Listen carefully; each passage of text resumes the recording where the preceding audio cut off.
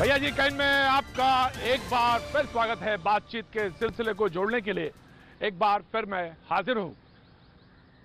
Packages की घोषणा हुई है आज से, जैसा कि प्रधानमंत्री ने कल अपनी बात कही थी उस पर, और कल जिस पर हम बहस कर रहे थे मझोले उद्योग धंधों के ऊपर, तमाम सारे इंडस्ट्रियलिस्ट, उद्योगपति और तमाम सारी कंसर्न जुड़ी हुई थी। आज कुछ बात हुई है, 3 लाख करोड़ तक के लोन की बात हुई है। बहुत सारे एमएसई एमए सेक्टर्स को लेकर बहुत सारे ऐलान हुए हैं, वो सब आप रूबरू हैं। उसके क्या मतलब हैं, क्या मायने हैं, व्याख्या होती रहेगी। और ये रोज वित्त मंत्रालय से कुछ ना कुछ खबरें आएंगी। प्रधानमंत्री ने जैसे कहा कि विस्तार दिया जाएगा, रेडी पटरियों वालों तक के कंसर्न को उन्होंने बात कही है। आज जब मैं बहस करने आ रहा था, रोजमर्रा की तरह जैसे मैंने कुछ बातें करी थी, तैयारी भी करते हैं इस तरह की तैयारी की, जो मैं आपको पैकेज दिखाता हूं, जो बातें आपको दिखाता हूं। लेकिन हुआ ये कि बातचीत करते करते सिलसिले में मेरी नजर एक विजुअल पे आकर टिक गई, और फिर लगा कि अब कोई बहस कहां से करें, हम कैसे करें। इससे ज्यादा तो बात कुछ हो ही नहीं सकती। वो विजुअल, वो तस्वीर मैं आपको दिखाना चाहता हूं। इंदौर की सड़क क्या है, आप पहले उसको देख लीजिए, फिर हम बातचीत करेंगे। जरूर हमने तैयारी की है, जी हां। अब आप इसको क्या कहेंगे, एक तरफ बैल है और दूसरी तरफ राहुल नाम का शख्स, मजदूर, जो बैलों की बिक्री का काम करता है। अब आप इसको देखिए और फिर आप बताइए मुझसे कि क्या मैं बहस करूं या बहस को छोड़ दूं। बहस होती ही नहीं है इसके बाद। ऐसा नहीं कि मैं भावुक हूं तो इसको देख के कोई और भावुक नहीं हुआ होगा। फिर ये सवाल ये भी उठता है कि भावुक होने से होता क्या है। कुछ नहीं होता, क्योंकि काम करना पड़ता है, उठना पड़ता है। और कल प्रधानमंत्री के जो भाषण था वो सुना, बड़ा प्रेरक भी है। लेकिन सवाल ये है कि जो तस्वीर है ये क्या झूठी है? नहीं साहब, झूठी नहीं है। इसको ट्वीट करने वाले बड़े बड़े लोग थे जिन्होंने इसको ट्वीट किया। मेरी अलबत्ता नजर बहुत देर बाद पड़ी। जब मैंने देखा तो मैंने कहा कि आज इसका जिक्र तो करना चाहिए। तैयारी मैंने कुछ और की थी, विजुअल सामने ये टकरा गया। मेहमान हमारे सामने मौजूद हैं, मैं उनसे तारुफ कराऊंगा, मेहमानों से बातचीत कराऊंगा। लेकिन जो तैयारी की थी, जो पैकेज तैयार किया था, वो तो मैं पहले आपको बता देता हूं। फिर मैं बहस कर लूंगा, जो भी आप कहेंगे, जैसा कहेंगे मैं वैसा कर लूंगा। इस पर कहेंगे तो मैं इस पर भी बात कर लूंगा। लेकिन सबसे पहले ये पैकेज।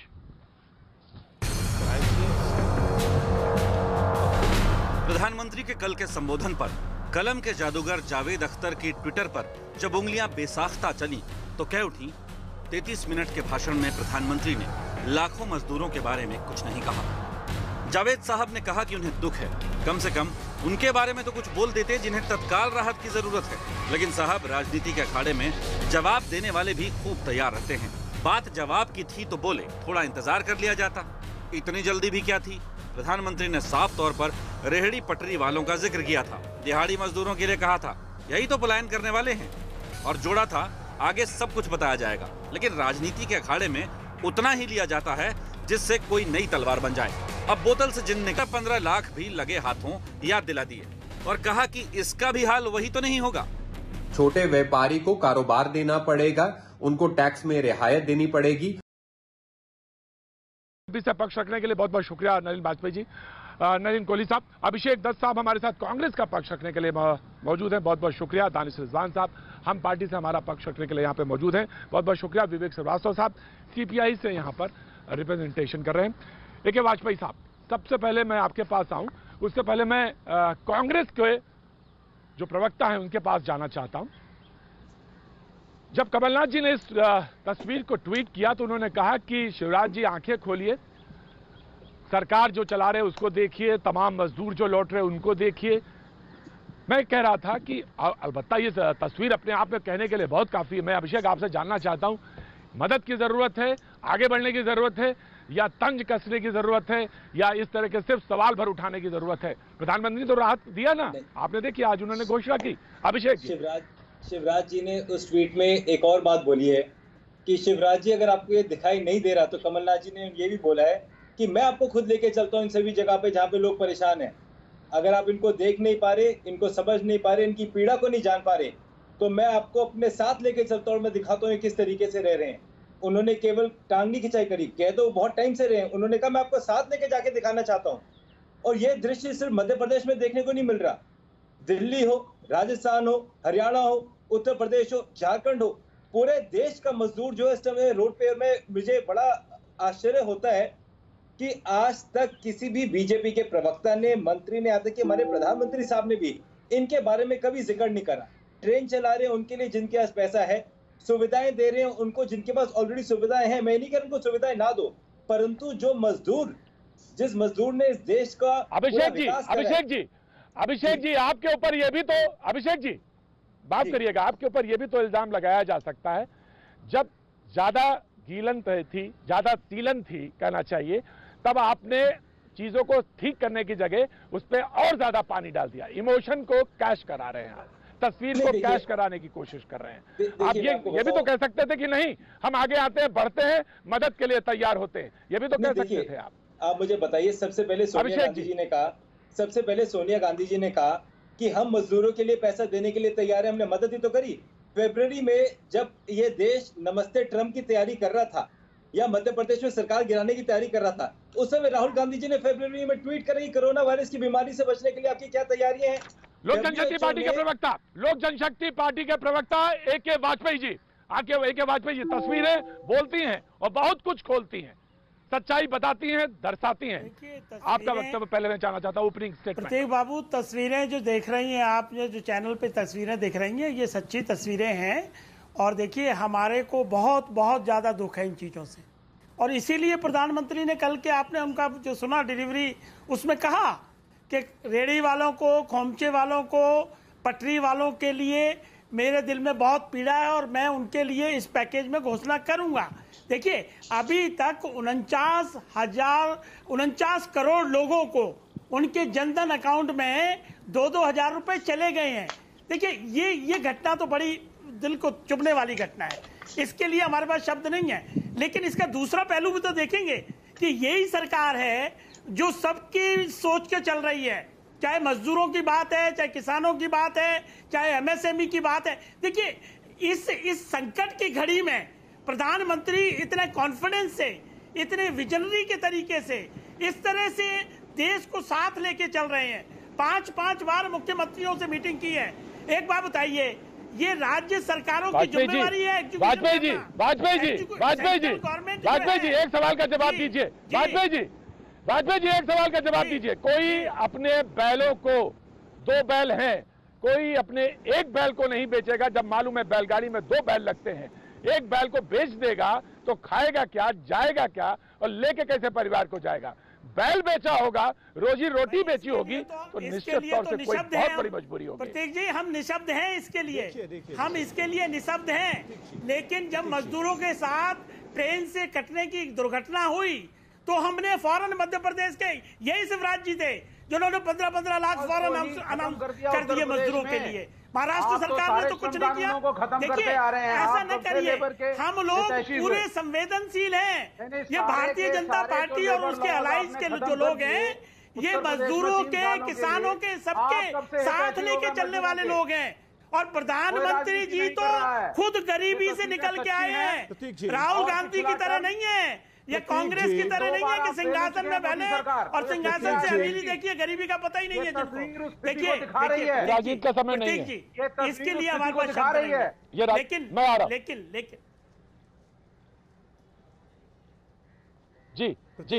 मैं आ रहा हूँ वाजपेयी जी, वाजपेयी जी आपके पास आ रहा हूँ, मैं आ रहा हूँ, विवेक जी आपके पास भी आ रहा हूँ। विवेक जी मैं आ रहा हूँ, बिल्कुल आ रहा हूँ। मैं बीजेपी के प्रवक्ता हमारे साथ मौजूद है, पहले मैं उनके पास जाऊंगा। बीजेपी के प्रवक्ता नलिन कोहली जी मौजूद है। नलिन जी पहले स्टेटमेंट नलिन जी का। नलिन कोहली जी। देखिए, मैं विजुअल तो देख नहीं पा रहा हूँ क्योंकि ये मेरा दुर्भाग्य है कि हम लोग जब टेक्नोलॉजी का प्रयोग करते हैं तो कई बार हम लोग जो है स्क्रीन को नहीं देख पाते। लेकिन जितनी बातें मैंने सुनी है उससे ये बड़ा स्पष्ट है कि ये पीड़ा देने वाले चित्र है और उससे देखकर किसी भी इंसान को दुख होगा, इसमें कोई दो राय। लेकिन यहाँ 2-3 पहलू। पहली बात है कि ठीक है, कांग्रेस पार्टी एक राजनीतिक दल है, उनका अधिकार है कि किसी भी सत्ताधारी पार्टी पे वो अपने तंज कसे, अपनी राजनीतिक काम करे। लेकिन फर्क ये है कि कांग्रेस पार्टी बोलने के सिवा करती है। आलोचना करना, चलिए उनकी अब एक किस्म से रंग में एक हो गया है कि आलोचना ही करना है। लेकिन मुझे बताइए, भारतीय जनता पार्टी हमारे देश में सरकार प्रयास कर रही है, क्या हर संकट जो है इस देश की खत्म हो जाएगी 5 साल 6 साल में? नहीं। ये विषय जो है ये गंभीर विषय कितना समय चाहिए कृषि आप? को लेकर देखें, काहे कि मजदूरों की बात देखें, क्यों मजदूर जो है एक राज्य को छोड़ के, घर छोड़ के दूसरे राज्य जाते हैं? क्योंकि वहां विकास हुआ नहीं। 40-50 साल में विकास जो है इनबैलेंस रहा है। पश्चिम की तरफ विकास ज्यादा हुआ है, पूरब की तरफ कम हुआ है। 3 साल के लिए सारे श्रम कानून मजदूरों के आपने खत्म कर दिए उत्तर प्रदेश में, तो मजदूरों की बात मत करिए। बोल रहे होंगे आदत से मजबूर की बात हो जाती है। विवेक जी आप बोलिए ना, हम लोग टेक्नोलॉजी का प्रयोग करें, आप उसके जरा बाद पहले ये बताइए, आप बहुत बड़े मजदूरों के हितैषी हैं। 3 साल उत्तर प्रदेश में सारे श्रम कानून आपने खत्म कर दिए हैं, लेबर लॉज केंद्र में आप मॉडिफाई कर रहे हैं, आप कब से मजदूरों के हितैषी हो गए? विवेक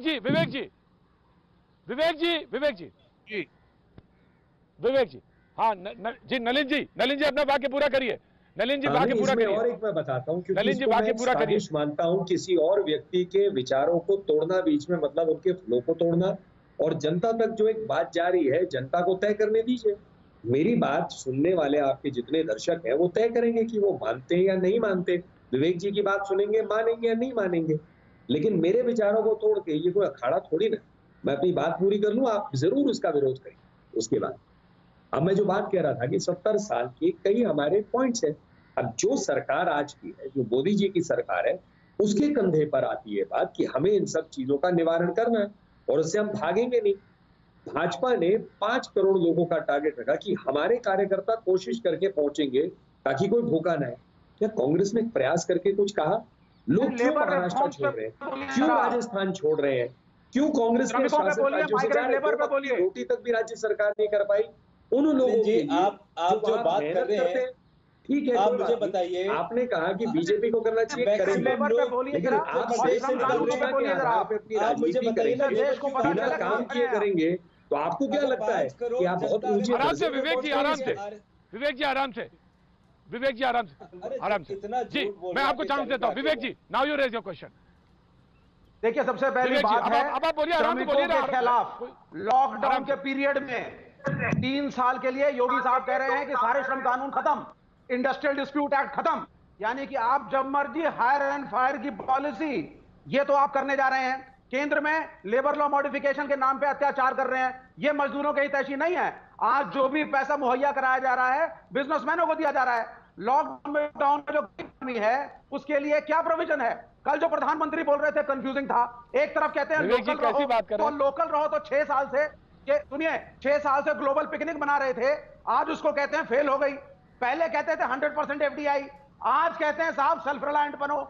तो ये जो कंफ्यूजन कल प्रधानमंत्री मोदी ने क्रिएट किया है, नलिन जी से बोलिए जरा, इस पे 2 शब्द बोलें। Are you local, are you self reliant और आर यू ग्लोबल?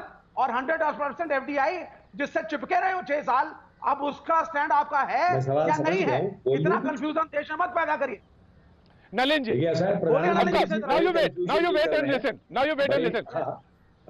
प्रधानमंत्री जी कोई कंफ्यूजन नहीं कर रहे हैं। विवेक जी, बड़े विनम्रता से कहूंगा, अगर आपने अपने मन को कंफ्यूज कर दिया है तो दुनिया की सबसे सीधी चीज भी आपको कंफ्यूजिंग और जलेबी लगी। 100% FDI पे बताइए। जवाब दे रहा हूँ, आप सुन लीजिए, पूरा जवाब सुन लीजिए भाई साहब। अब एक एक करके चलते हैं। अभी वाजपेयी जी ने बताया कि कितने हजार करोड़, 41 या 49 करोड़ लोगों के अकाउंट्स में गए। 5 किलो, बिल्कुल 5 किलो साथ में अन्न गया, दाल गई, ये ना उज्ज्वला में फ्री गैस दी 300। ये क्या गरीबों के यहाँ जा रही, अमीरों के? माइग्रेंट लेबर के बारे में बताइए, हाथ जोड़ के निवेदन है, टॉपिक मत बदलिए। फिर वही बात है, श्रम कानूनों के बारे में बोलिए और ये बताइए आप ग्लोबलाइजेशन 100% FDI के साथ हैं या नहीं? 1917 की जो रेवोल्यूशन थी वो आज से 125 साल पहले हो गई है। मतलब उसको टीवी पे प्रदर्शित करने की आवश्यकता थोड़ी ना है। तो अब आइए दूसरी बात, सेकंड है कि जो MSME को लेकर किया गया, नौकरियां गए। आज देश में ऐसे MSME हैं अधिकांश जहां पर 15,000 से कम काम करने वाले मजदूर हैं। सरकार ने काम किया नहीं। क्या आज की जितनी चीजें जो वित्त मंत्री ने बोली सारी, ये क्या है? नौकरियां कौन देता है? आपके पूरे विचारधारा में भाई साहब, आपके विचारधारा में ये पैसे खर्च करना तो आपको जानता है, पैसे कमाना तो आपको आता नहीं है। आपको आता ही नहीं है विवेक जी, इसलिए तो विचारधारा दुनिया में सुकड़ते 2-4 जगह रह गई देशों में। प्रधानमंत्री ने कल बोला कि रेहड़ी पटरी वाले, फुटपाथ पे रहने वाले, उनके बारे में कंपनियों के बारे में, एमएससी जो मझोले किस्म की कंपनियां, उनके बारे में और तमाम सारे लोगों के बारे में वित्त मंत्रालय खुलासा करेगा। आज उसने एमएसएमई वालों के लिए खुलासा किया है। हम इतना धैर्य के साथ वेट कर सकते हैं या नहीं विवेक जी, ये मुझे बताएं। मेरा एक छोटा सा प्रश्न है, प्रधानमंत्री देश को आप सवाल पूछ लीजिए, विवेक जी सवाल पूछिए। देशी की दिशा में ले जा रहे हैं, हमने बोलना है वैसे तय करके आ जाते ले जा रहे हैं, या हमने आज गाली देनी है ग्लोबलाइजेशन की दिशा में देश को ले जा रहे हैं, 100% एफडीआई की दिशा में ले जा रहे हैं। दोनों कॉन्ट्रडिक्टरी चीजें हैं, दोनों एक साथ नहीं चलती। There is a confusion. Vivek ji बिल्कुल नहीं है, कहीं कंफ्यूजन है। अरे कंफ्यूजन कोई नहीं है, ये खुद कंफ्यूज है। काहे के लिए कंट्राडिक्टरी है? एफडीआई अपनी जगह रहेगा, सेल्फ रिलायंस लोकल वोकल अपनी जगह रहेगा। लोकल अरे वक्त छोड़ दे ब्रेक का, वक्त छोड़ दे ब्रेक के बाद में फिर हाजिर होता है। कोई कंफ्यूजन नहीं, कोई कंफ्यूजन नहीं। वो तस्वीर बहुत साफ है, तस्वीर बहुत साफ दिख रही है। नलिन जी से मैं कहूंगा कि जब ब्रेक हो तो वो तस्वीर जरूर देखें, वो देखने चाहिए, देखना चाहिए। तस्वीर बहुत साफ है, स्पष्ट है, दिख रही है, कोई कंफ्यूजन वहां नहीं है। उसे देखिए, फिर अगर मन करे बहस करने का तो करिएगा, एक दूसरे पे बोलने का मन करे तो बोलिएगा, अन्यथा सवाल करिए और जवाब की प्रतीक्षा करिए। वक्त एक छोटे से ब्रेक के बाद मैं फिर हाजिर होता हूं।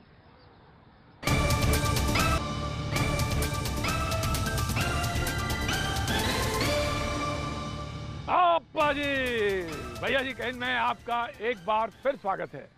पाजी मुझसे कह रहे थे कि लोग सोचते होंगे कि ये ब्रेक में उतनी दूर क्यों चले जाते हैं, फिर उधर से इधर आते हैं।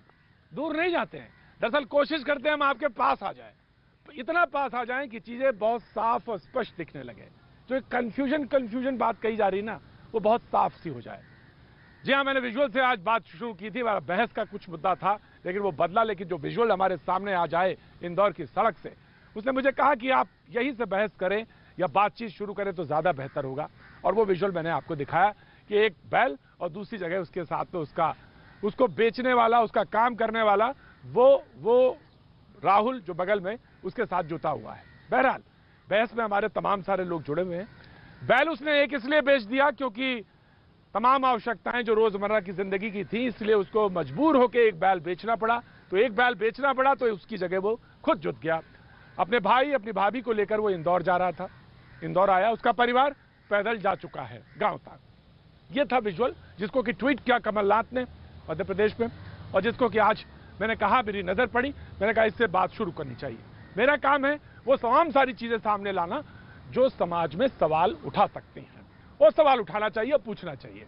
और सवाल ये है कि जो तमाम सारे पॉलिटिकल पार्टी अधिकारी लोग हैं, उनको कोशिश ये होनी चाहिए कि राहत सामग्री जो है आम आदमी तक पहुंचे और वो सुविधाजनक हो। इसी मुद्दे पर हैं तमाम मेहमान हमारे साथ मौजूद हैं। हम पार्टी के प्रवक्ता दानिश रिजवान साहब पिछले 15 मिनट में नहीं बोले थे, उनको मैं मौका देता हूं, वो अपना सवाल रेज करें। विजुअल से कर सकते हैं या कोई बात करना चाहें वहां से कर सकते हैं। दानिश रिजवान।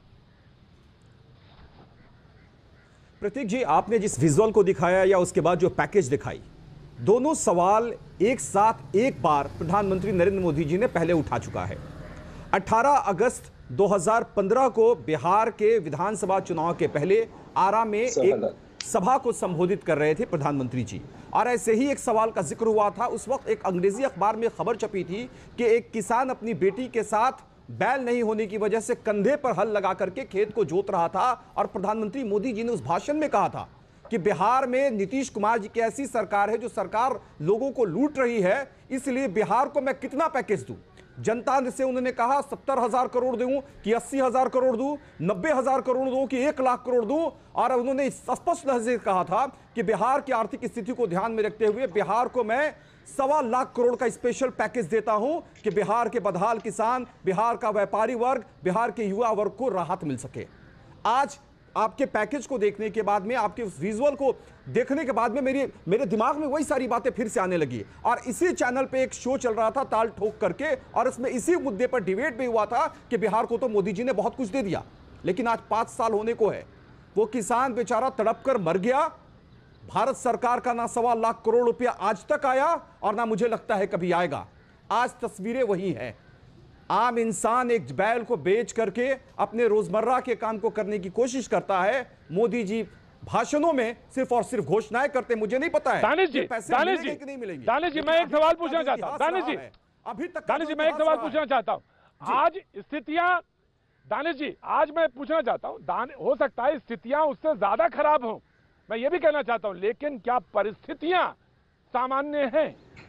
परिस्थितियां भी तो सामान्य नहीं है। स्थितियां हो सकता है उससे ज्यादा खराब हो, मैं तो ये भी कह रहा हूं, लेकिन परिस्थिति जो बनी है भाई, कोरोना तो 2 या 3 महीने से आया है ना, उसके पहले तो सामान्य ही थी स्थिति सरकार के लिए। प्रतीक जी, एक मिनट भाई साहब, एक मिनट। प्रतीक जी, एक चीज बहुत साफ है, आज आप एक बैल पर आपको इतनी तरस आ रही है, और बिहार का एक किसान अपने कंधे पे, अपनी जवान बेटी के कंधे पर दोनों तरफ बैल की जगह खुद खड़ा होकर खेती कर रहा था, उस वक्त तरस नहीं आई थी।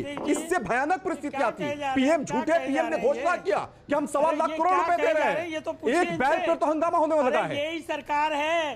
अरे सुनिए दानिश बाबू, वाजपेयी जी, औरंगाबाद की खबर है, औरंगाबाद की खबर है। अरे आपके पास जी ने भी कहा था, लेकिन झूठ मत बोलिए वाजपेयी जी, झूठ मत बोलिए, सवाल पर सवाल नहीं होता है। आप मुझे बताइए कि ये पैसा भी चुनावी, ये पैसा भी चुनावी घोषणा दीजिएगा। 1.25 लाख करोड़ रुपए बिहार के कहां है? आपने घोषणा किया था ना, 3,000 रुपए की पेंशन। नहीं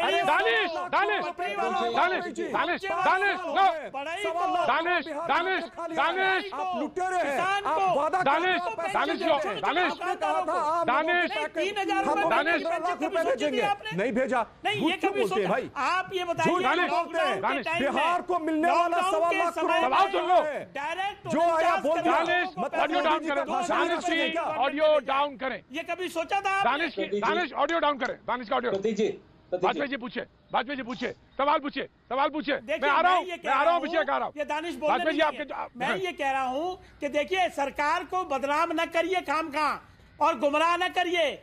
ये मजदूर साथियों को, रेहड़ी वालों को, खोमचे वालों को, पटरी वालों को, रिक्शे वालों को, कभी आपने सुना था कि 3,000 रुपए महीने की पेंशन मिलेगी? इसी सरकार ने पेंशन देने का काम किया, 3,000 रुपए महीने का। आप उसको भूल गए। और आप सुनिए, जो बिहार को पैकेज दिया गया था, वो बाकायदा पैकेज मिल रहा है और उसकी डेवलपमेंट हो रही है बिहार में। आप भी बिहार के लोग हैं, हम भी बिहार के लोग हैं। वाजपेयी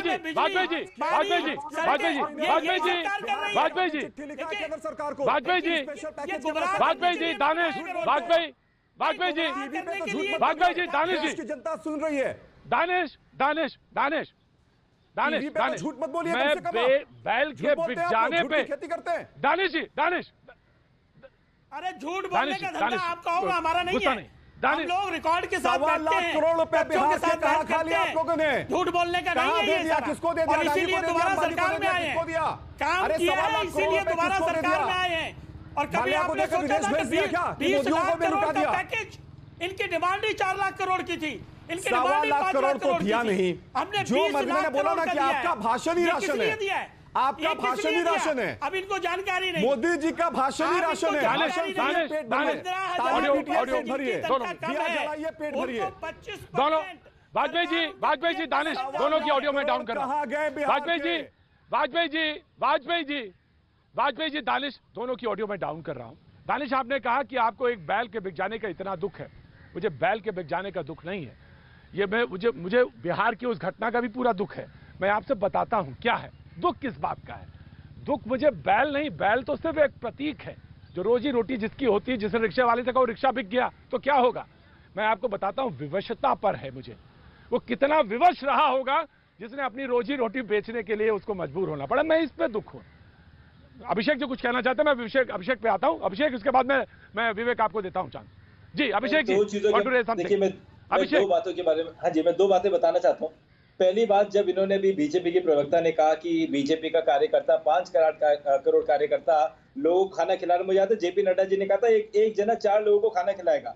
अगर ये लोग 20 करोड़ लोगों को खाना खिला रहे होते, इन लोगों से किराया नहीं मांगा जा रहा होता, इन लोगों को ट्रेन की व्यवस्था मिली होती, तो क्या ये लोग अपने अपने घर छोड़ के जाते? पहली बात। दूसरी बात, जब कल प्रधानमंत्री जी ने बात करी और आज मैं निर्मला सीतारमण जी की बात कर रहा था, उन्होंने कई अच्छी अच्छी बातें करी, जैसे मेक इन इंडिया की बात करी, डिजिटल इंडिया की बात करी, स्टार्टअप इंडिया की बात करी। वो बातें जो पिछले 6 साल से करते आ रहे हैं, बट मिला क्या हिंदुस्तान को? कदम ताल इंडिया। पूरा देश के मजदूर इस टाइम कदम ताल कर रहा है रोड के ऊपर। मुझे बताइए, आज अगर आपका हल्का सा मोबाइल शिफ्ट हो जाता है तो आपका सिग्नल गिर जाता है, तो ये डिजिटल इंडिया इन्होंने बनाया इतने टाइम में। आप मुझे आज बताइए, इन्होंने एक लोन मार्केटिंग स्कीम लेके आई है बीजेपी। आप मुझे बताइए एक मिडिल क्लास को क्या फायदा हो रहा है, एक माइग्रेंट की जेब में कैसे पैसा जाएगा। आज मुझे इन्होंने कहा आपको ईएमआई देने की छूट नहीं है, अगर आप 3 महीने ईएमआई नहीं देते तो आपको इंटरेस्ट पे इंटरेस्ट देना पड़ता है। ये इनका झूठ है। आप पूछिए बीजेपी के प्रवक्ता से, क्या 3 महीने अगर ये इंटरेस्ट नहीं देंगे क्या इंटरेस्ट माफ करती है सरकार? अगर आप ईएमआई नहीं देते आपको फिर भी इंटरेस्ट देना पड़ रहा है। बैंकों ने स्पष्ट चिट्ठियां लिखी हैं कि अगर आपने असल नहीं दिया तो 3 महीने बाद आपको इंटरेस्ट पे इंटरेस्ट देना पड़ेगा। इनकी सच्चाई है। इन्होंने 3 महीने का सिर्फ एक पीरियड, यहाँ तो मैं तो चाहूंगा कि ये लोग वेव ऑफ कर दे, EMI should be waived off. आज 6 महीने को ईएमआई देने की जरूरत नहीं है, तो मैं इसको पैकेज का मतलब होता है बजट से कुछ अलग देना। 1 लाख जो इनका 170 करोड़ का पैकेज था, अगर आप इनका बजट पेपर देखेंगे 2020-21 का, 55,000 करोड़ तो ऑलरेडी इसके अंदर प्रोविजन था। तो जो चीजों के लिए ऑलरेडी प्रोविजन होता है बजट में, उसको पैकेज नहीं कहते। पैकेज होता है कुछ नया, पैकेज होता है मार्केट के अंदर डिमांड बढ़ाना। इन्होंने लोन की सुविधाएं बता दी, आप लोन कैसे ले सकते हो। आज सेंट्रल गवर्नमेंट के पास तो आरबीआई है, स्टेट गवर्नमेंट के पास तो पीएम हाउस ही है ना, उनके पास तो सेंट्रल मिनिस्ट्री है। आप क्या मदद कर रहे हैं सेंटर की, स्टेट की, इसके बारे में तो कोई बात आपने नहीं करी। लोन कैसे ले सकते हैं, लोन कैसे रीपे करना है, इंटरेस्ट पे इंटरेस्ट कैसे देना है, अब इन बात मैं पूछना चाहता हूं, एक मिडिल क्लास आदमी के लिए इसमें क्या है? क्या एक यूथ को जिसको नौकरी नहीं मिल रही, अनएम्प्लॉयमेंट रेट देखिएगा आज कोरोना से पहले 9.5% और आज 25%। तो ये कोरोना के बहाने से अनएम्प्लॉयमेंट की बात नहीं कर सकते, उससे पहले भी अनएम्प्लॉयमेंट थी। आज एक जो अनएम्प्लॉयड यूथ है उसकी जेब में क्या 1 रुपए जाएगा इस पैकेज के अंदर? मैं पूछना चाहता हूं, जो मजदूर पैदल चल चल के जा रहा है, क्या उसके अंदर इस पैकेज के लिए कुछ है? और सबसे बड़ी बात, आज भी आप मजदूरों के लिए ट्रेन नहीं चला रहे, आज भी आप नहीं सोच रहे। आप देख रहे हैं रोज विजुअल आते हैं, लाखों लोग कभी मुंबई में, कभी कर्नाटका में, कभी गुजरात में, कभी मध्य प्रदेश में, सभी जगह 600 ट्रेनें चल चुकी हैं। 600 ट्रेनें श्रमजीवी सिर्फ मजदूर साथियों के लिए 600 ट्रेनें चली हैं। कैसे गुमराह करे जा रहे हैं? ये तो जानकारी के साथ नहीं बैठते ये लोग। कौन पैसे दे रहे हैं? आप मुझे कहना पैसे कौन दे रहा है? 600 ट्रेन चल चुकी हैं, वो वो भी सिर्फ मजदूर साथियों के लिए। जो लोग सड़क पे पैदल घूम रहे हैं, इंदौर का विजुअल देख के भी शर्म नहीं आ रही आपको? वो हमारे दिल का टुकड़ा है, आप पैदल चलेंगे, सरकार का हिस्सा है। बीजेपी के प्रवक्ता, अरे इंदौर का बीजेपी के प्रवक्ता जवाब देंगे। अगर आपको ट्रेन मिल रही है तो आप अपनी बेटी को या बीवी को रिक्शा में बिठा के 2000 किलोमीटर पैदल जाएंगे क्या? आपने झूठ बोला, आपके प्रवक्ता ने कि 85% सेंटर दे रहा, 15% स्टेट दे रही है। मुझे दिखाइए वो सर्कुलर का है। आपने बात करी उस पैसे की जो इंडिपेंडेंस के बाद सब्सिडी दे क्या कर रहे हैं? ये सब गुमराह कर रहे हैं, सब मैं कुछ कहना चाहूंगा, मैं वेट कर रहा हूं, सारा गुमराह कर रहे हैं। आप बताइए ना। नलिन कोहली आप सुनिए, आप जवाब सुनिए। नलिन कोहली, मैं आपसे आता, मैं आता हूँ, मैं पहले कहूंगा कि मैंने ब्रेक में बिल्कुल वो विजुअल देखा, सही आप कहते हैं, बिल्कुल दिल को हिलाने वाली, रूह को हिलाने वाली वो एक विजुअल है कि एक इंसान और एक पेड़ एक ही स्तर पर हो जाते हैं। और आपने सही बोला कि कोई व्यक्ति अपने रोजी रोटी का एक साधन को, उसको अगर इतना बेबस हो जाए शायद हिलाने वाली, इस पर कोई राजनीति हो ही नहीं सकती, क्योंकि ये इंसानियत की एक बात है। अब आ जाते हैं जो कांग्रेस के प्रवक्ता कह रहे हैं। मुझे दूसरा जो दुख हुआ कि हर चीज की एक सीमा होती है, और वाजपेयी जी ने उचित शब्द का प्रयोग किया, गुमराह करने की भी एक सीमा। कांग्रेस अपने शायद सत्ता के लोभ के कारण हर चीज पर गुमराह करने की किस हद तक पार करे, मैं भी अपनी पॉलिसी का मैंने क्लैरिफिकेशन दीजिए। मैंने जितनी बातें इन्होंने कहा, कांग्रेस और आपने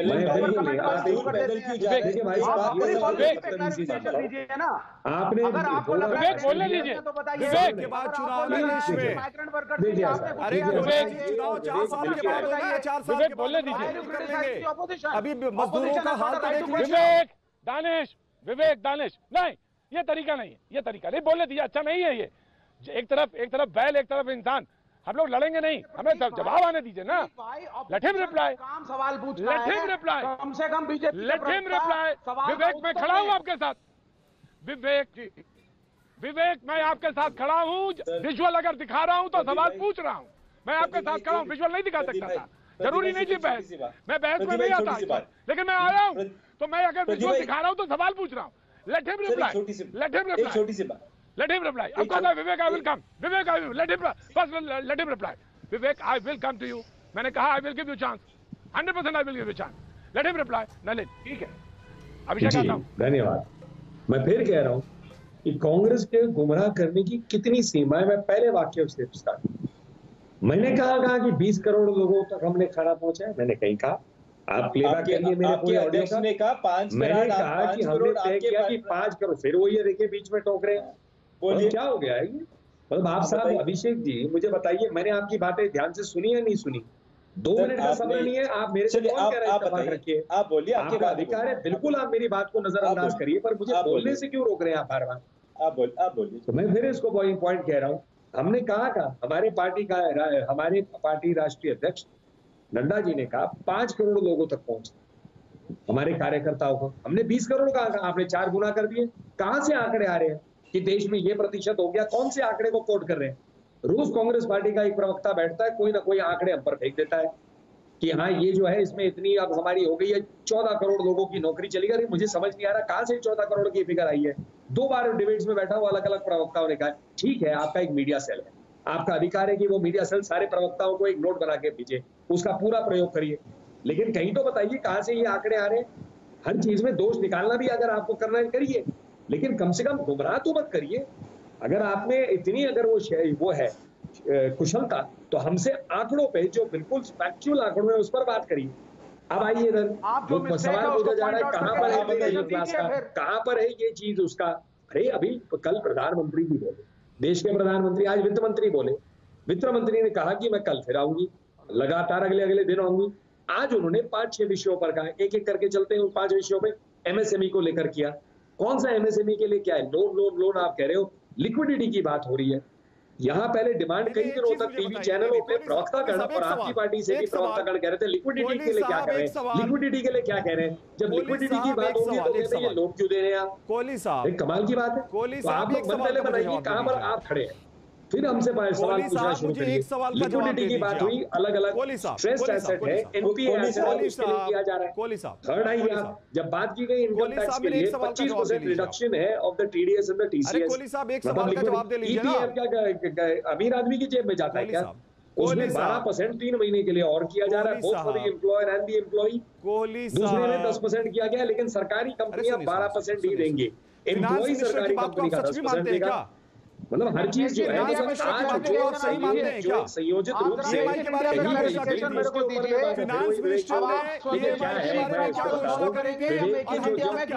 जिस मतलब सोच से आते हैं which is socialism and communism, उसमें कोई इंसान सामने लॉजिकल बात करते तो गोली मार देते थे। गोली इसलिए मार देते थे क्योंकि वायलेंस बेस्ड है वो। नक्सलिज्म से जिससे इंसान मरते हैं उसको तो ये बहुत बढ़िया मानते हैं।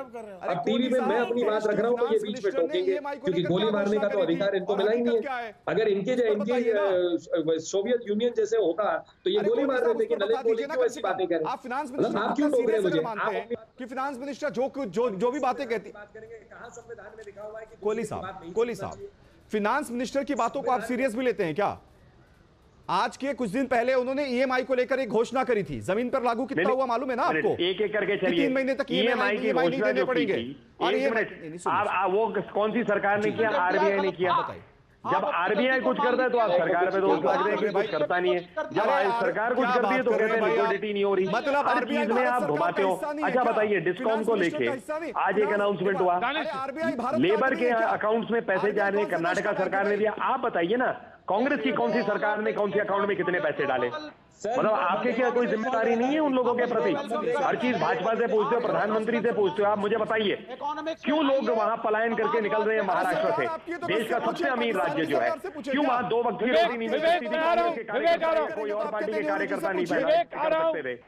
अरे हम आपसे सवाल हर चीज जो है आपसे पूछ रहे हैं। आप आपकी जिम्मेदारी क्या है? आप क्या बताइए मुझे? यहाँ बैठ के डिबेट तो कर सकते हैं, अपनी तो जिम्मेदारी बताइए। हर चीज भाजपा की जिम्मेदारी पूछते हैं, उसका जवाब हम देंगे। आप अपनी जिम्मेदारी बताइए और निभा कर दिखाइए। वो तो करेंगे नहीं। फिर देखिए ना बीच में बोलना शुरू कर दिए, फिर देखिए बीच में बोलेंगे क्योंकि बात अच्छी लगेगी। विवेक आप बोलिए। किसी को दूसरे को सुनाएगा तो अच्छी लगेगी नहीं। कड़ी बात कहना तो बड़ा सरल है। मेरी बात सुनिए ध्यान से नलिन कोहली जी, मेरी बात सुनिए ध्यान से। टोकते जा रहे हैं। मैं कह रहा हूं इनकी जो पूरी सोच होती है उसमें तो गोली मार देते किसी आदमी को जो सामने जो है अच्छी बात अगर कहेगा। क्योंकि वो उनकी विचारधारा के विरुद्ध खड़ा होता है। कोई आप वैसे ही मैं अगर आपके विरुद्ध कोई बात कह रहा हूँ तो इसका ये अर्थ थोड़ी ना है कि आप मुझ पे तंज लगाकर बीच में मुझे टोकेंगे और बोलने से रोकेंगे। संविधान की भी बात मत करिए, आप कहिए कि आपको संविधान में कोई मानसिकता आपकी मान्यता नहीं है। प्रधानमंत्री ने कहा है कल कि 100% FDI सब खराब था। कल प्रधानमंत्री ने आप एक्नॉलेज कर लिया है। नहीं कहा उन्होंने, आप अपने शब्द खुद बनाए जा रहे हैं विवेक जी। आप जो है प्रधानमंत्री जी के स्पीच राइटर भी नहीं और आप प्रधानमंत्री जी की जगह बोल भी नहीं रहे थे। प्रधानमंत्री जी ने ये थोड़ी कहा FDI का कहां से आप जो है आउट ऑफ कॉन्टेक्स्ट कर रहे हैं, क्योंकि FDI कहां से विवेक जी होती है ना असत्य विवेक जी भाषण विवेक जी चीन के साथ और विवेक जी प्रधानमंत्री ने कल क्या बोला?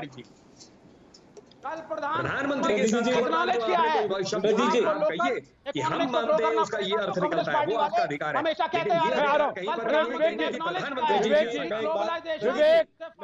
विवेक जी मैं एक सिंपल सा सवाल मैं आ रहा हूँ अभिषेक प्रधानमंत्री का नाम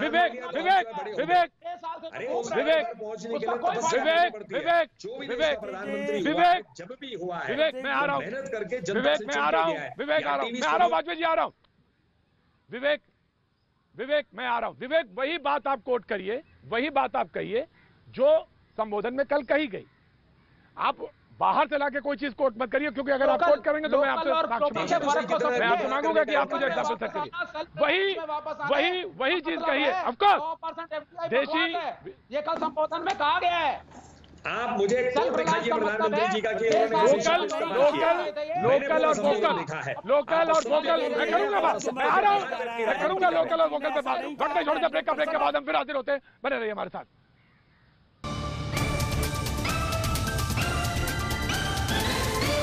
भैया जी कहीं में आपका एक बार फिर स्वागत है। और पीछे नेपथ्य में सूरज डूबता हुआ रायसेना हिल पर, और मैं यहाँ पे बातचीत के सिलसिले को जोड़ने के लिए देवेश उपाध्याय जी हैं, पेशे से चार्टर्ड अकाउंटेंट हैं। कहते हैं कि मैं गुजारिश करना चाहूँगा प्रतीक जी, मैं आपका प्रोग्राम देखता हूँ लेकिन फिर वहाँ पे जाके बड़ी मुश्किल होती है, जहाँ पे ज़्यादा हो हल्ला होने लगता है, एक के साथ 2-3 लोग बोलने लगते हैं, फिर मैं चैनल बदल देता हूँ।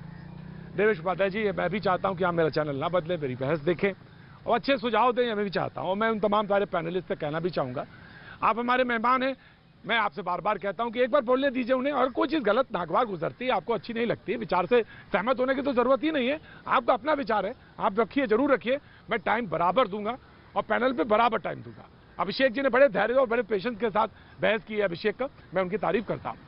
विवेक जी आपको मैं 10 सेकंड देता हूँ, आप बोलिए अपनी बात और रखिए, स्पष्ट रूप से बात रखिए। फिर मैं वाजपेयी जी के पास आता हूँ, दानिश आपके पास आता हूँ, then Congress and then BJP. जी विवेक जी बोलिए। देखिए सुनिए, 1991 के अंदर जब प्राइवेटाइजेशन ग्लोबलाइजेशन की पॉलिसी मनमोहन सिंह लाए थे, तो भारतीय जनता पार्टी ने स्वदेशी जागरण मंच लॉन्च करके स्वदेशी को लॉन्च किया था। उसके बाद ये डेविएट होकर के ग्लोबलाइजेशन की तरफ गए हैं, 100% FDI की तरफ गए हैं। 6 साल से प्रधानमंत्री विदेश घूम रहे हैं। कम्युनिस्टों ने इस बात का खंडन किया है और हमेशा कहा है कि सेल्फ रिलायंट बनिए, लेकिन इन्होंने इस पॉलिसी को फॉलो नहीं किया। मेक इन इंडिया के तहत विदेशी निवेश को ला करके देश को बेचने की कोशिश की गई, हमने फिर खंडन किया। लेकिन इस बात की मुझे खुशी है कि कल मुझे प्रधानमंत्री के भाषण में नेहरू की नेहरूवियन इकोनॉमिक्स को वापस लाने की झलक दिखी।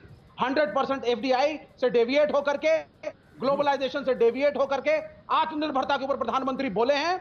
आज भी जो निर्मला सीतारमण ने कहा है, small and medium size enterprise को ग्रो करने का काम यह पिछले 6 साल में हो जाना चाहिए था। कोई बात नहीं, देर आए दुरुस्त आए। अब माइग्रेंट लेबर के लिए भी कुछ कहिए, लेबर रिफॉर्म्स करिए, लेबर के हाथ में जो कानून है उसको खींचिए मत। It is a welcome change that you are living globalization, you are live it in your capitalist policies, और आप समाजवाद, सेल्फ रिलायंस और स्वदेशी की तरफ वापस आ रहे हैं। अगर आ रहे हैं तो इस बात की हमें खुशी है। थैंक यू को बोलिए कि ये कंफर्म्ड है या नहीं। थैंक यू मैं थैंक यू मैं आ रहा हूं नलिन, मैं आ रहा हूं।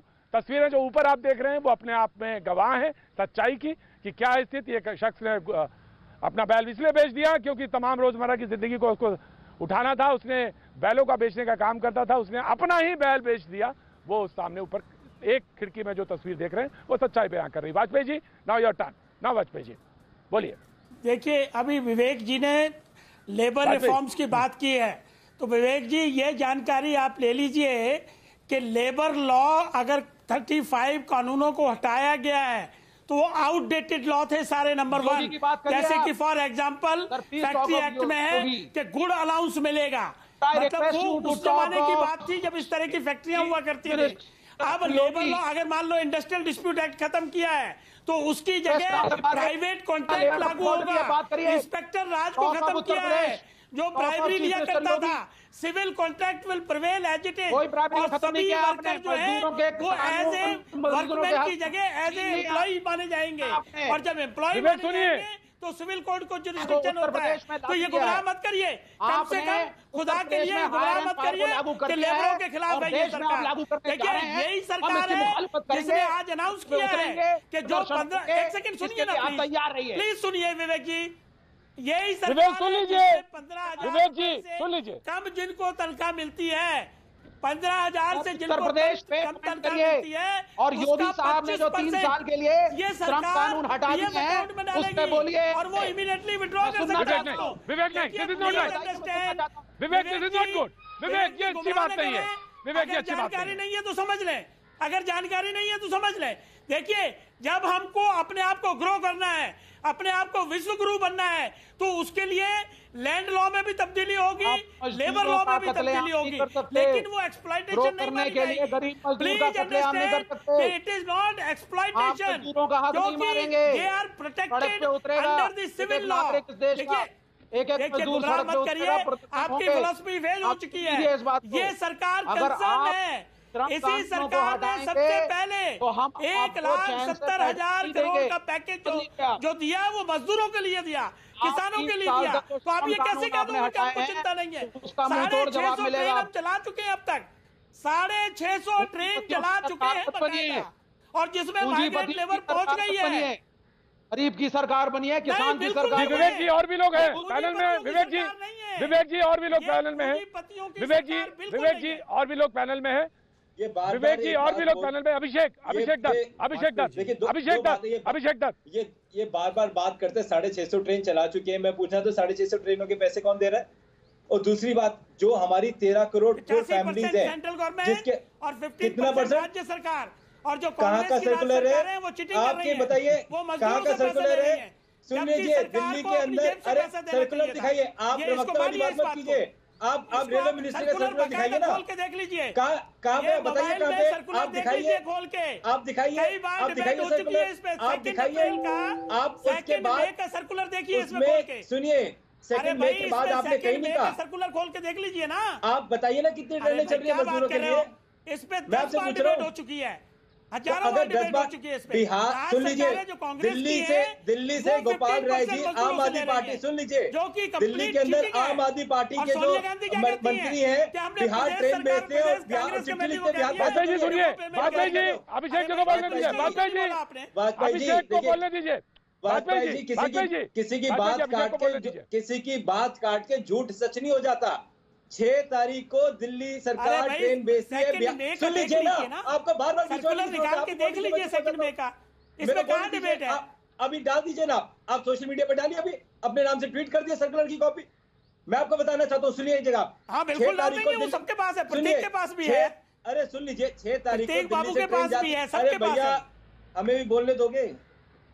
6 तारीख को दिल्ली से ट्रेन जाती है बिहार, दिल्ली के मंत्री गोपाल राय ट्रेन को झंडी दिखाते हैं, झंडी दिखाने के बाद अगले दिन एक लेटर जाता है बिहार सरकार में, 6.5 लाख रुपए हमें को ट्रेन के पैसे वापस दीजिए। ये क्या सच है झूठ है? बताइए आप। आज अगर दिल्ली से, सुन लीजिए, लेकिन जिस सरकार से ट्रेन चलेगी वो उस सरकार को बहन करना है, ये समझ लीजिए क्लैरिफिकेशन। 6.5 लाख की तो ट्रेन अगर दिल्ली से तो गुमराह कर रहे हैं भैया, दिल्ली से अगर मजदूर जाएंगे बिहार, दिल्ली सरकार को देना है वो पैसा, बिहार को नहीं देना है। पैसा आता है कितना, कितने की ट्रेन आती है दिल्ली से बिहार जाने में? दिल्ली से बिहार जाने में कितना खर्चा आता है ट्रेन का? 6.5 लाख रुपए आता है, नहीं आता? तो सेंटर कितने बने? सवाल ये नहीं है, सवाल ये है, मेरा सवाल ये है, पॉलिसी डिसीजन कि जिस राज्य से मजदूर जाएंगे ये उस राज्य सरकार की जिम्मेवारी है। आप बताइए मुझे, इसी तरह खाना देने की जिम्मेवारी उस राज्य सरकार की है। सेंट्रल गवर्नमेंट ने 46,000 करोड़ का राशन राज्य सरकारों को दिया है। आप कहते हैं 3 महीने फ्री, अभिषेक आपका सवाल लिया, अभिषेक आपका सवाल आया, वाजपेयी आपका इस सवाल के अलावा कोई नेक्स्ट पॉइंट है? नेक्स्ट पॉइंट है, फाइनल पॉइंट। अगर ये कह रही हैं बीजेपी के प्रवक्ता की बहुत अच्छी सुविधाएं हैं, ट्रेनें चल रही है, खाना मिल रहा है, सबका ध्यान हो रहा है, तो लाखों करोड़ों लोग रोड पे पैदल क्यों चल रहे हैं, ट्रेनों के नीचे, बसों के नीचे आके क्यों मर रहे हैं? इस बात का जवाब देंगे आप? या उनको शौक है पैदल चलने का? क्यों आप चलेंगे पैदल अगर टिकट मिल रही है तो? इसके लिए राज्य सरकार जिम्मेदार जब सारी व्यवस्था कर दी आपने, खाने का इंतजाम कर दिया, गाड़ी का इंतजाम कर दिया, तो बेचारे बैल बंद कर लोग क्यों आते? शेल्टर हाउस बनाए, कोई बैल बेच रहा है, कोई रिक्शा बेच रहा है। सेंट्रल गवर्नमेंट ने 40,000 करोड़ का राज्य सरकारों को इसीलिए दिया है। पलायन क्यों हो रहा है? लोग अरे भाई, तो ये आप अपने महाराष्ट्र वालों से पूछिए, राजस्थान वालों से पूछिए, गुजरात की ठीक है रिजवान पे मैं आ रहा हूँ, देन नलिन। मतलब मजदूरों को आने का, ट्रक के नीचे फाइनल क्वेश्चन।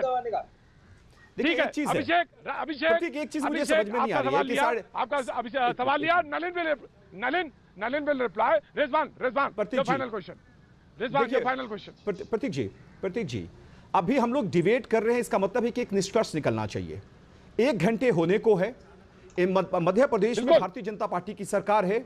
डिबेट की शुरुआत उस विजुअल से, इंदौर की विजुअल से हुई है, और मुझे समझ में नहीं आता है कि इतना गाली सुनने के बाद तो शिवराज जी को खुद पहुंच जाना चाहिए था उनके घर पे और बोलना चाहिए था कि भाई हमसे गलती हुई है, हम पूरे परिवार के खाने पीने के इंतजाम कर रहे हैं। लेकिन सिर्फ और सिर्फ थोथी दलील, भाषण, थाली पीटना, दिया जलाना, इससे देश चल रहा है। 1 घंटा होने को है, अभी तक बीजेपी के परिवार घर पहुंच चुका है, प्रतिनिधि पहुंच गए। कम 10,000 मजदूरों को पहुंचाया है, तमिलनाडु से, महाराष्ट्र से, केरल से, पता नहीं कहां से हम लोगों के पास झूठ बोल रहे हैं, और ये सब चिराग जी ने किया है। मजदूर रास्ते में मर रहे हैं, सही को सही कहते हैं, गलत को गलत कहते हैं।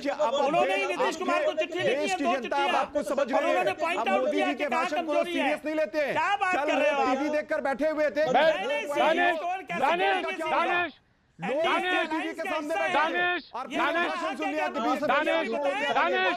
सारी ऑडियो डाउन करिए, सारी ऑडियो डाउन। दानिश मैं आप ही को बोलने का मौका दूंगा, लेकिन प्लीज लिसन। सरकार ने, मध्य प्रदेश सरकार ने संज्ञान लिया है। जो जानकारी मेरे पास है, ये परिवार अपने घर तक पहुंच चुका है। जो राहुल था, जो बैल की दूसरी तरफ लगा हुआ था, वो उसका परिवार पहले ही पहुंच चुका था। उसका भाई और भाभी उस पर बैठे हुए हैं, वो लोग भी घर पहुंच चुके हैं, सारे लोग घर पहुंच चुके हैं। सरकार ने संज्ञान लिया है और उचित समय में उम्मीद करते हैं सरकार जल्दी से जल्दी क्लैरिफाई करेगी।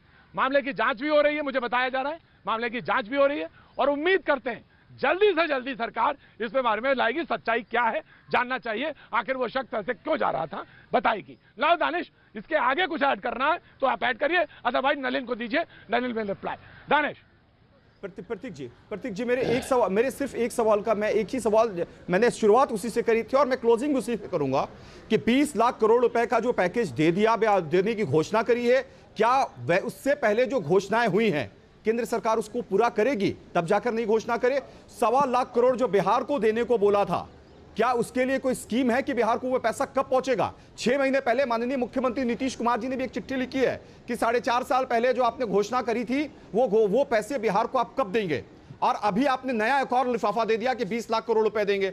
भाई साहब, पहले का जो पैसा है वो दे दीजिए, उसके बाद हम नए वाले पैसे पे जिक्र कर लेंगे। मुझे सिर्फ इतना ही जानना है बीजेपी के प्रवक्ता और लोक जनशक्ति पार्टी के प्रवक्ता से, वाजपेयी जी बड़े सुलझे हुए इंसान है, बिहार में इनकी पार्टी है, ये बता दीजिए कि 1.25 लाख करोड़ रुपए कब तक मिल जाएंगे बिहार को, उसके बाद ही आप मुझे 20 लाख करोड़ दीजिएगा। मुझे पहले 1.25 लाख करोड़ का हिसाब दे दीजिए कि वो पैसे मुझे कब मिलेंगे। Thank you so much Danish, thank you Danish. Vajpayee ji आपके पास एक मिनट, उसके बाद फिर नलिन बिहार के संदर्भ में आप क्लियर करिए, दानिश बाबू गुमराह करने की कोशिश कर रहे हैं। देखिए, कोई भी सेंट्रल गवर्नमेंट किसी सरकार को कोई नकदी पैसा नहीं देती है, ये प्रोजेक्ट में इन्वेस्ट होता है, ये जल संरक्षण के लिए है, ये सड़कें बनाने के लिए है, ये ग्राम पंचायत को फंड जाता है, ये इन चीजों के लिए है, और ये बाकायदा लगातार फंड जा रहा है। बिकॉज हम सरकार को सपोर्ट कर रहे हैं, इसलिए हमको जानकारी है। इसलिए हमको गुमराह न करिए। आप सरकार में नहीं है, ये आप बिल्कुल सरकार में नहीं है, आपको जानकारी नहीं है। हर प्रोजेक्ट के लिए बाकायदा पैसा जा रहा है, और बाकायदा दोनों सरकारें मिलकर कोऑर्डिनेशन में काम चल रहा है। क्या होता है? ये आपके कांग्रेस की तरह नहीं है, या ममता बनर्जी की तरह नहीं है कि सेंटर की टीम जाए तो कॉपरेट न करें। सीबीआई गैर योजना मत का पैसा होता है जिसकी कोई योजना नहीं होती है। कोशिश करेंगे। स्पेशल पैकेज गैर योजना मत का पैसा होता है। तरक्की पे है। अरे भाई आप मुझे मत बताइए भाई, अरे मुझे मत बताइए 1.25 लाख करोड़ रुपए बिहार का कब दीजिएगा ये बताइए, फिर 20 लाख करोड़ की बात आएगी। नलिन कोहली आपके साथी अलायंस में जी, अब हम सुनेंगे। हमें भी लगा था मोदी जी आएंगे 15 लाख रुपए मिलेंगे। नलिन कांग्रेस के प्रवक्ता ने कुछ सवाल पूछे, कुछ सीपीआई के नेता विवेक ने सवाल करे और कुछ दानिश रिजवान के सवाल थे। लोग ये भी जानना चाहते हैं, हालांकि वाजपेयी जी ने उसका पार्शियल रिप्लाई कर दिया कि जब पैसा की बात होती है तो कोई नगद पैसे की बात नहीं होती है अकाउंट में। हालांकि अभी देखते हैं वित्त मंत्री आगे क्या बोलती हैं, कैसे गरीब मजदूरों के पास होता है ट्रांसफर। लेकिन लोग जानना चाहते हैं कि आखिर ये जो 20,000 करोड़ की बात है ये कैसे और किस तरह से चीजें आएंगी सामने। Nalin Kohli, now everybody. प्रतीक जी, पहले तो मुझे लगता है आपके शो में बहुत अच्छा आपने ब्रेक के बाद अपने एक दर्शक की बात रखी, और मुझे लगता है कि मेरा तो यही निवेदन रहेगा, बाकी भी कॉलीग्स बैठे हुए हैं, कि कम से कम हम लोग डिबेट इस रूप से करें, एक दूसरे के ऊपर चिल्लाने से। देखिए खुद ही दर्शक जिनके लिए हम बैठे हुए हैं अगर वही उब जाएंगे तो फिर फायदा क्या हुआ। और सुनने की क्षमता चाहिए। मैंने तो सबकी बात अभी ध्यान से सुनी, किसी को टोका नहीं, तो बीच में टोक कर क्या फायदा। ये लगता है कि हम दूसरे की बात सुनना नहीं चाहते। अब आ जाते हैं दूसरी बात, जो प्रधानमंत्री जी ने कल एक विजन की बात की और उन्होंने कहा कि हम ऐसा करना चाहते हैं कि राहत की बात है, देश को मजबूत करना है। बड़ा स्पष्ट कहा है कि लोकल को मजबूत करके लोकल को भी तो ग्लोबल बनाना है भाई। हम विश्व के बाहर थोड़ी ना। उन्होंने कहीं पर भी ये नहीं कहा कि हम बिल्कुल अंतर्यामी हो जाएंगे और सिर्फ अपने तक ही सीमित रहेंगे। आप तो यहाँ श्रोताओं को कंफ्यूज कर रहे हैं। क्या श्रोताओं को? देखिए साहब, आप अपनी बात रखने का अधिकार रखें, इसीलिए आपकी विचारधारा जनता ने। बहुत दुख हुआ कि देखिए किस प्रकार का। ये बात नहीं, Vivek ji, this is not fair. Vivek ji, this is not fair. Nalin जल्दी क्लोज करिए, क्लोज अप करिए, बिल्कुल क्लोज करिए। Closing remark Nalin ji. को मजबूत करना और विश्व को नकारना है, ये कहीं पर भी नहीं कहा गया है। दूसरी बात कि ये जो सारी स्कीम्स है आत्मनिर्भर करने का एक मिशन है। हम अपने आप अपने पैरों पे सेल्फ रिलायंट हो जाए, हर इंसान सेल्फ रिलायंट हो और हर वर्ग के लिए कुछ आ रहा है। आज एक उसकी श्रेणी निकली है और आपने सारी चीजों को रिजेक्ट कर दिया जैसे बाकी आए नहीं। जब आप मेरी बात की सुनने के लिए आप में वो पेशेंस नहीं है एक डिबेट में, अरे कहां पर सरकार की बात 5 दिन सुन पाएंगे आप, क्योंकि आप आलोचना में व्यस्त हैं। नलिन जी मैं रोकना चाहूंगा क्योंकि बहुत सारा वक्त जाया गया, लेकिन उम्मीद करते हैं कल हम फिर से इस बात पर शुरू करेंगे। आज अभी बस सिर्फ इतना, बात करेंगे आर पार में।